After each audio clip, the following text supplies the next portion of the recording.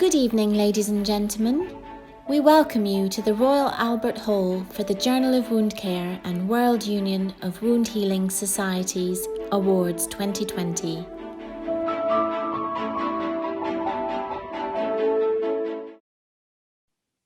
Well, this evening's category is the Innovation in Wound Care Award.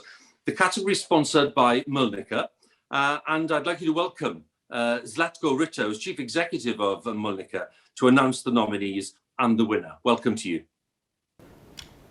And so, on the shortlist we have Professor Julie Green, Dean of Education, Faculty of Medicine and Health Sciences, Keele University, UK. Julie has systematically raised the profile of the all-encompassing impact of having a wound, the impact of that wound on quality of life, and the need to ensure that the patient's voice is truly heard, and issues addressed within wound care consultations. She developed a consultation template that was transformed into the quality of life wound checklist. And the second nominee, Suzanne Maloney, CEO and founder of HydraMed Solution. HS wound care imposes a significant burden to the patient and to healthcare providers alike. Suzanne invented a solution that works and founded HydraMed Solutions, a wound care company in 2016. She has taken a patient-focused approach throughout the development and commercialization of HydraWare, a wound dressing system for difficult retention areas of the body, initially focused on HS, but with a vision to become leading adhesive-free wound dressing solutions provider for the chronic wounds. And then the third nominee, Flavia Firmino, efficacy of oxidized regenerated cellulose versus calcium alginate in the control of bleeding from malignant wounds in breast cancer. A randomized clinical trial, National Cancer Institute, INCA, in Brazil. Throughout her 19 years of experience as an oncologist nurse, Flavia has carried out several assignments and projects that promoted the theme malignant wounds. Over the past 4 years, she has developed her doctoral thesis, a randomized clinical trial to identify the efficacy of topical surgical hemostats compared to the standard dressing. She developed a project for the validation of the malignant wound classification system. So now we're going through the nominees, and then we of course have the prizes. So the third prize finalist for award for innovation in wound care is Professor Julie Green. Then we move on to the second place finalist. The prize goes to Flavia Firmino.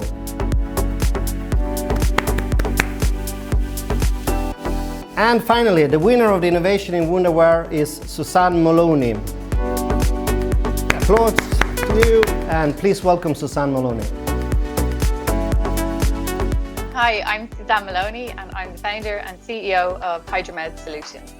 With HS, there are a lot of wound care challenges for people, and a lot of people with HS are managing the wounds themselves. Some go to clinic, and there's both clinicians and patients struggle to manage these wounds. And I can speak from experience here because I have HS and I've struggled with it since I was a teenager, and that's what led me to develop HydraWare. It was to help myself first and foremost, but when I started speaking to other people with HS in the community and online, I realized that the problem was quite widespread, and that I really wanted to do something to help. So that is the thing I enjoy most about working in the company. It's engaging with other people with HS and clinicians and various people that may not have awareness of the impact of wound care on people with HS.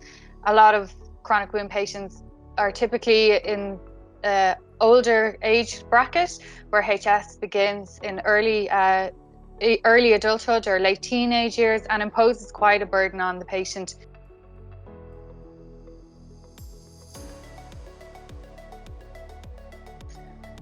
It's definitely taught me resilience and to be able to adapt quickly in very unusual circumstances. I think the transition to working from home was quite straightforward. Our team are very good at being organised and motivating ourselves. We managed that quite well. But I have to say, like, engagement with clinicians and people that we would usually have to make appointments with to meet at the hospital became a little bit trickier, because we can't access, the healthcare facilities at the moment.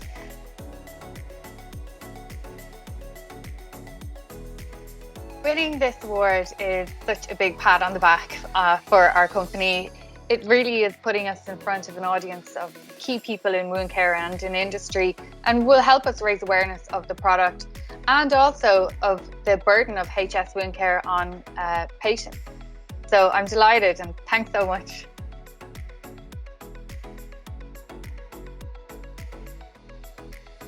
So for our company, it's definitely awareness of the disease and awareness of our product. So we have a huge educational project planned for next year. We're submitting to the drug tariff, hopefully will be listed towards the end of next year.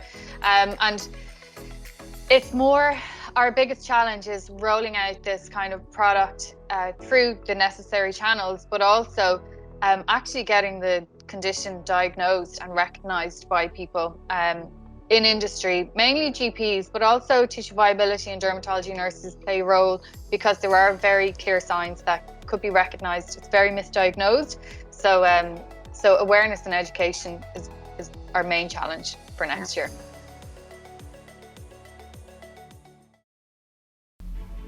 Next up, we have Healing the Diabetic Foot Wound, a marriage of team technology and tenacity. Presented by Professor David Armstrong, Professor of Surgery and Director, Southwestern Academic Limb Salvage Alliance, SALSA. Before we start our webinar tonight, here is a short presentation from Molnica. Good evening, my name is Zlatko, I'm the CEO at Mölnlycke. So Mölnlycke is a market-leading supplier of wound care and surgical products to healthcare professionals and patients around the world. Our surgical products are offered to hospitals and healthcare providers in the acute sector, while our wound care and pressure ulcer prevention products are aimed at both acute care and also the community healthcare sectors. Our headquarters are based in Gothenburg in Sweden, and we have almost 8,000 employees spread all over the world. We are present in more than 100 countries, and we have sales office in almost 60 countries.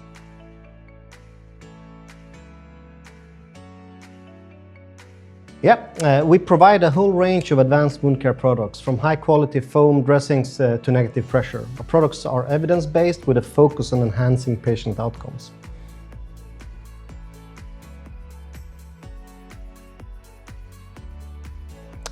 We were founded in Sweden in 1849 in the little town of Mölnlycke. From the beginning, Mölnlycke was a textile business. However, after the Second World War, the company started to produce hygiene and medtech products. Throughout our history, we've been driven by the desire to find better ways to deliver care and also support healthcare professionals. We were the first to mass-produce wound dressings and the first to offer single-use drapes, tubular bandages and powder-free coated surgical gloves. We're also the company behind SafeTech, the revolutionary soft silicone-based technology used in many of our wound care dressings, such as Mepitel and Mepilex, that at the end of the day results in less pain for patients.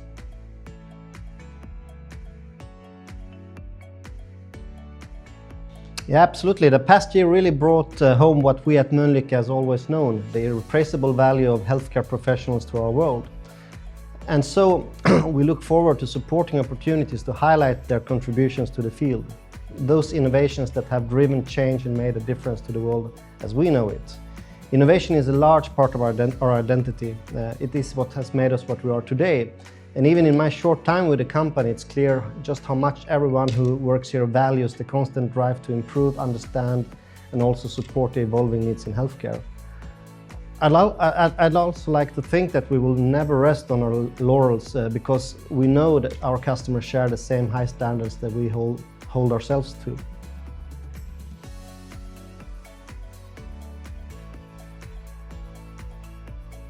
I think, of course, a lot of that is linked to the issues around the pandemic. You know, there is a new normal coming out, and we know that it's not the same as it was pre-2019. And we also know that it's probably not the same as 2020. So now we're moving into 2021. We have kind of the 2020 pandemic with us. We know that there is vaccination going on and things will slowly but safely move into a new stage, which is probably the new normal. And I think we're spending quite a lot of time trying to understand what that means for us. And that will be a big exercise, I think, the coming months to land that so that we can move on.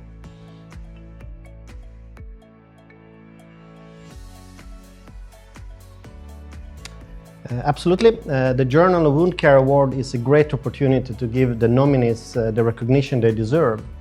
And we also, of course, welcome the opportunity for us to reach out to our healthcare communities around the world to let them know what we recognize that valuable contributions they continue to make. We strive to support healthcare everywhere.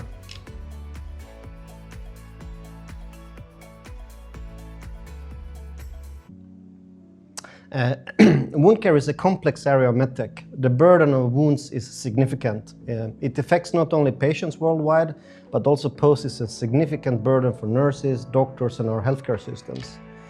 So excellence in wound care is the provision of high quality, efficient, and effective care for patients with wounds around the globe.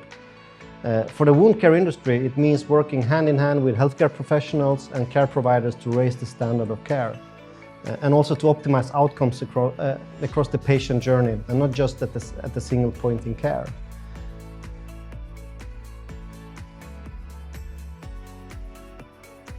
I think, as always, it's key to listen to the healthcare providers and also the patients to understand their issues from their perspective. To be able to do that, of course, you have to listen a lot. You have to go for insights and try to understand their challenges. And I think that's always the number one focus for me, at least. Welcome to this Mölnlycke-sponsored webinar, Healing the Diabetic Foot, a marriage of team, technology and tenacity, presented by Professor David Armstrong. My name is Anna and I'm the Global Event Manager at Mölnlycke, and this is Anders, our General Manager for Oxygen Therapy. But before we kick off this webinar, I'd like to ask you, Anders, why innovation is so important to Mölnlycke. Well, at Mölnlycke, we have one purpose: to advance performance in healthcare across the world so that healthcare professionals have what they need to achieve the best clinical, patient, and financial outcomes.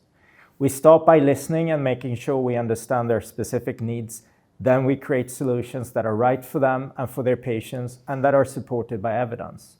One example of our patient-centric approach is how we've added topical oxygen therapy alongside our advanced dressings in our therapy solutions for chronic wounds. Oxygen promotes healing, faster healing creates savings. Thanks. And on that note, we are happy to introduce Professor Armstrong, who will present his view on diabetic foot wound healing. Enjoy. Ladies and gentlemen, it is such a pleasure to be with you today, transatlantically, and I want to thank you for just allowing me to play hooky from what has already been just a crazy day. But I'm happy to share all this with you, especially peri-pandemic, peri-apocalyptic, et cetera, to talk about a subject near and dear to my heart, and that is the humble foot. And I can't think of anything that's more of an expression of humility than looking after folks' feet. And maybe it also offers us a bit of a peer into the future because, of course, it offers us this unique perspective of where things are going, not just in tissue repair and wound healing, but I think beyond all that, and really just a slightly different way of looking at things. And with that, again, we give away all our slides. If you want any of these, for whatever reason, just ask us. We ask you just to copy them, make them better, and pay it forward. How does that sound?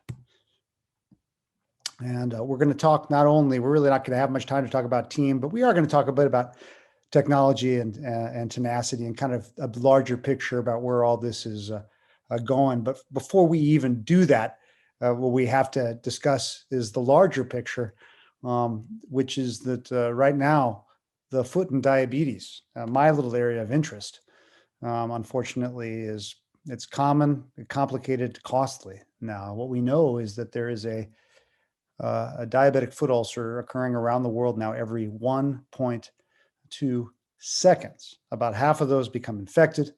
And that is why now this is a top 10 WHO condition in terms of years living with disability around the world. But let's just look at my little neck of the woods, that being North America and specifically the US. And if we look at these data, they're kind of overwhelming because we see the population of the US, which is quite large, but then we see about 34 million, give or take, people with diabetes in the United States. About half have the most generous definition of neuropathy or peripheral artery disease. But then we see another few million people now living with diabetic foot ulcers, limb loss, or severe peripheral artery disease in the United States alone. And we can add that onto the EU, the Middle East, North Africa, the rest of Asia, and all of the other inhabited continents. And we see this is a bit overwhelming. And therefore, as I mentioned, it shouldn't surprise us then that when we disaggregate the foot from diabetes, which by itself is a top 10 condition, the foot, the lowly foot, is a top 10 WHO condition in terms of, as I mentioned, years lived with disability. And it's hard to kind of shake that, especially if we look at this over time from another study we did from that data set just published. And what you'll see here is quite extraordinary because we see that for every age group in every region of the world, this problem is growing. Diabetic foot ulcers are growing, even as in some areas, amputations have leveled off. If we believe the amputations have leveled off story, the ulcers are growing even in that kind of place. So it's quite extraordinary worldwide, and it really can affect us out here on this humble little area in the foot. And maybe it should start us looking at this a little bit differently. And for many years, we've tried to do this, to communicate this, maybe not just to folks who are interested in wounds or whatnot, but just to compare this. Because look, beyond our little discussion here, very few people care about diabetes, and fewer still care about feet within diabetes, but everyone, all of us care about cancer. We've all had family members who've succumbed to cancer or are living with cancer or have survived it. So let's just have this academic exercise and look at these data, the best available data we have. Let's look at the cost here. These are data from our group and Neil Barsh's group several years ago. I leave it in because it was the most conservative numbers, not the most aggressive ones. And we can look, this is in the US, but in the United States now, the lower extremity costs of diabetes are more expensive than the 5 most expensive cancers. And there are plenty of people right now virtually having discussions about lung cancer, colon cancer, skin cancer, et cetera, and they should be. But we happy few chatting right now together are the only ones talking about feet in diabetes. And you want to talk about an unmet need? Well, there it is. And this is true now within the EU, within Health Canada, within the NHS. You name your acronym, this problem is there.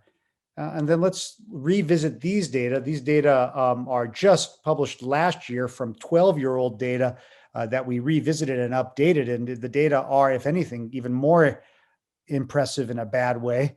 If we look at all of these complications of diabetes, be they chronic limb-threatening ischemia, minor amputations, major amputations, these problems are at least as bad as a bad form of cancer. And we would never think of withholding therapy on someone with breast cancer or colon cancer or lung cancer unless the patient asked for it. But this terrible nihilism or nihilism, depending on where you live, exists in tissue repair and wound healing in general, and in the diabetic foot especially, where someone says, Ms. Gomez, she has that wound. Why don't you just cut her foot off? She's just going to get another one, and you'd be done with it. And for some people, that's probably the best thing. But I think the data are quite strong that it's probably not the best thing for most of our patients. And I think that's why we kind of come together to share a lot of this stuff. And continuing on this sort of terrible cancer bit and theme, let's just do that before we get into the good. And if we look here, we looked a few years ago at diabetic, not only diabetic foot ulcers, but their recurrence in a paper in the New England Journal. And let me just share these data with you. These are the best available data we have. If we look after healing a diabetic foot wound, are they really healed? Because at 1 year, about 40% are going to get another wound. It's 2/3 at 3 years, 3/4 at 5, give or take. So, ladies and gentlemen, we talk about humility working out at the end of the body, and it teaches you that. And maybe we ought to be a little bit more humble rather than so hubristic to think that we can heal anyone with these chronic diseases, because recurrence, ladies and gentlemen, is not only common in this population, it's likely. So if the foot in diabetes is a little bit like cancer, and I think we can make that case a bit in terms of cost, morbidity, mortality, then maybe when people are healed, maybe they're not healed, maybe they're in remission. And I offer you this, and I come up to this before we talk about wound healing, because it's so important, because we're talking about trying to get these patients healed, and we're coming together talking about this now. But the real goal shouldn't just be that one event. And when we talk to our patients, we say, Ms. Garcia, thank God you're healed, but you know what? You're not healed. This is just like cancer. And when you say cancer, the patient kind of stiffens up. And you say, it's very likely that in our long life together, you're going to get another sore. Our goal is to heal that thing as quickly as possible and make it as short-lived and as minor as possible. And here's what we're going to do. We're going to get you all these things that we can use to heal the wound, and you start to see them relaxing a little bit more. We're going to get you in the right shoes. You're going to see your foot doctor more frequently. If you need to operate on you to improve your blood flow, well, that might happen in the future, or we might have to operate on your foot to change its shape at some point. We might, but we're going to do this together. And then you start to see her kind of taking an inventory, and this problem, instead of being 11th on her 10 most important things that she's checked off a list, it's now maybe 9th, right? And that's the goal. So I spent time on this because it's probably the most important thing we can discuss. But when we're dealing with wound healing, we really have 3 questions. We've already talked about the remission bit, but the first 2, the first one is, what are we going to take off the wound that might help it heal? And these are elements of debridement, surgical debridement, and offloading, and pressure offloading. And if you think about many of these wounds, when we're talking about debridement, we all live in metaphor and simile. We've talked about cancer, but maybe if you're thinking about a wound, maybe we can talk about, if we talk about all of the things that we do to try to make a wound heal, you can maybe think of a slow healing wound a little bit like a slow running computer. If we have a slow running computer, what do we have? Well, usually there's a lot of stuff running in the background, or you have a browser with 50 tabs open. I don't know if you're a kind of a tab person like that. But what do? We look at the activity monitor if we're sophisticated in the computer, and what we see all these things running in the background, all these different sort of actions running in the background. It's the same thing with a wound. With a wound, histologically, it's this gamish, if you will, of different inflammatory cytokines and chemokines, and there's so much running in the background. So what do we do with these these slow healing wounds? And we've talked about this so much in the past. And Jeff Gertner and I had this piece that we wrote in Nature Endocrinology some years ago, where we talked about this histologically hostile environment. Well, what do you do with a slow running computer? You do the same thing with a wound. We like to hit histologically, surgically, Control, Alt, Delete. And if you surgically debride that wound, then what you're really doing is you're rebooting it, and you have a little bit of time as it's rebooting to maybe use some therapeutics and technologies that might be helpful in accelerating healing, getting us through that orchestra of healing before you get stuck in that boot loop of inflammation, chronic inflammation that's just sort of sitting around, keeping the wounds just stuck in that chronic state. Many, many years ago, we talked about the fact that we needed to marry good quality surgical debridement, good quality offloading, and therapeutics together, and to where maybe we'd not be disturbing the wound so much, to where we can, so the less the high-risk patient and the high-risk doctor or nurse monkey around with the wound, the better. We thought the data were leading us there, and the data indeed have led us there. And so many of the therapies that we think about, when we think about promising ones, are ones that maybe allow us not to necessarily disturb the wound so much. So what are those now? And what are these different therapies that can marry with offloading that we've thought about? And that's really the second question that we ask, is what can we put on the wound that might help it heal faster, easier, or better? And there are so many different so-called advanced wound therapies, and these are 5 or 6 categories that I could think of, and you may identify more if you like. We don't have time to go through all of these at all, but maybe next time, and I'm happy to answer any questions virtually, of course. But I wanted to focus on one that we haven't focused on. We've maybe just sort of slipped our grasp, and we've been kind of making fun of it for a while. I know I had personally. And let me share this with you. It's not necessarily hyperbaric oxygen, which has come under a lot of scrutiny over many, many years, for and against, but it's really topical oxygen. And for so many years, I used to say, I have no idea if how something like this could ever work. Unless your legs have evolved gills, I'm not sure how it's going to help. But there have been some really elegant work and some data that have guided us in this area. And it's kind of afforded us a chance to take a bigger picture look at this in our humility. But when I think about it, the first thing I say is, wait, what? I mean, this seems almost like hocus pocus.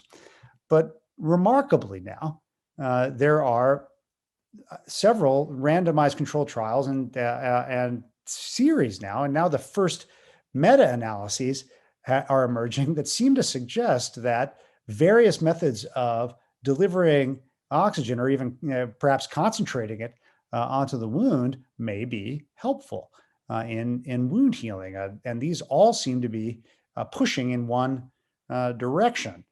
And what do I mean by that? So we've gone now from these sort of systemic therapies, which certainly can make sense conceptually, where you're breathing in and supersaturating your plasma, to delivery locally, where you may have a very physiologic effect. And I'd refer you to the excellent work of Chandon Sen and coworkers and so many others. But kind of we're moving in these different sort of form factors. And we're even moving from these things that really continuously diffuse oxygen to maybe things that can accept oxygen even more, like some technologies that might be associated with hemoglobin as something that can actually grab O2 out of the air. And I think we may start to find that some of these things may be synergistic together and maybe even a force multiplier, which, by the way, I would have never said even just a few years ago. But the data are what they are, and they're emerging here. And I think we have to step back with a bit of humility and identify what we are observing in the data. So, ladies and gentlemen, Mr. Chair, I will conclude with this video that just popped up on my screen. It reminded me of something, so I'll share this with you. This is from maybe about 15 years ago when I took one of my daughters to I've taken them all to the Louvre separately, but I took this one to the Louvre, and I shot a little video, and we'll share it with you. So, we're here at the Louvre, and you see me and about 50 of 100 of my closest friends. We're in Denon area, and you see here a whole scrum of people are trying to gather around La Joconde, Mona Lisa, and I'm just trying to zoom in to get in there. This is back when people had cameras. I had like a little zoom camera, and I was trying to get in there, and like everyone else in that room, all these folks gathering around it, and the only person in the room that wasn't doing that was this girl here, and she's my daughter, and that's little Natalie, who, by the way, is now doing a Fulbright scholarship in Greenland, of all places. But she pointed this out to me, and I would have never picked it up. Just like I didn't pick up what I told you before. She was the only one really looking around. And check this out. I'll share this with you. It was, look at that. In all of these masterpieces in this room, and this garden of masterpieces, here's something that just was overlooked, just like the foot is always overlooked, the humble foot at the end of that anatomic peninsula. And when we see this here, I thought not of my daughter, but I thought not of La Joconde, but I thought naturally, just like you, of the Bishop of Cloyne, George Berkeley, who back maybe a few hundred years ago had just, a lot of great work on observation. And he said back then, esse aut percipere, which is to be is to perceive. But what he really had also said, that it takes sometimes the perception of a child to step back and to really regard things, to perceive them, and to really understand them. And I think if we do that, and we try to do this to ourselves, to step back and regard what we do, much of what we do is great, but some of the stuff we do, whether it's new tech or old tech, we can tweak a bit and we can iterate. And that's the way that we can make a difference. And not only healing folks, but maximizing their ulcer-free days, their hospital-free days, their activity-rich days, and hopefully keeping a few more legs on a few more bodies. Because I think that's what we all deserve, no matter what our health and no matter what our age. Ladies and gentlemen, thank you so much. It's been such a pleasure.